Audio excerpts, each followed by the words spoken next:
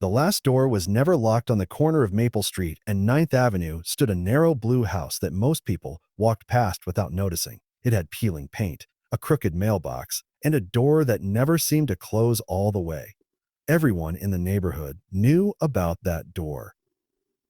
If someone's going to break in one day, Mrs. Carter would say while watering her plants. Maybe it's already empty, others guessed, but no one ever knocked.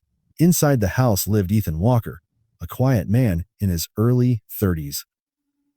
He worked nights at a small hospital downtown, pushing supply carts through silent hallways while the city slept. He spoke softly, smiled rarely, and carried a tired kindness in his eyes, like someone who had learned long ago not to expect much from the world. Ethan never locked his door. It wasn't forgetfulness. It was a choice. Years earlier, when Ethan was 17, his younger sister Lily had gone missing for 3 hours on a stormy evening. Police were called. Panic filled the house. Ethan searched every street, every alley, calling her name until his voice broke. When Lily finally returned, soaked, shaking, and terrified, she told him the truth. "I tried to come home," she whispered, "but the door was locked, and I was scared." That night, Ethan promised himself something he never said out loud. No one who needs help will ever be locked out again. So the door stayed unlocked. Through winters, through summers, through years of loneliness. Sometimes people came in. A lost teenager once stepped inside to use the phone. An injured stray dog slept near the heater during a snowstorm.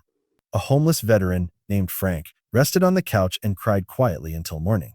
Ethan never asked questions. He made tea. He listened. He let people leave when they were ready. The neighbors still whispered, "Oh, that guy's strange. Doesn't he care about safety? He's asking for trouble." He's asking for trouble. Then, one December night, trouble came anyway. A fire broke out in the old apartment building across the street. Smoke swallowed the sky. People ran into the cold, screaming names, counting faces. Sirens screamed. Flames climbed. Flames climbed. Ethan didn't hesitate. He ran toward the building, breaking windows, dragging people out one by one. His lungs burned. His hands shook. On his final trip inside, the roof collapsed. By the time firefighters reached him, it was too late. The next morning, the neighborhood stood silent. Flowers appeared on the sidewalk. Candles burned beside the blue house, and for the first time, someone noticed the door still slightly open. Inside, the police found a small handwritten note taped beside. The teenager he once helped spoke first. Frank stood next, removing his hat with trembling hands. A mother cried, holding the child Ethan had carried out of the fire. No one had known how many lives he touched. Weeks later, the city installed a new door on the blue house. Strong, secure, modern.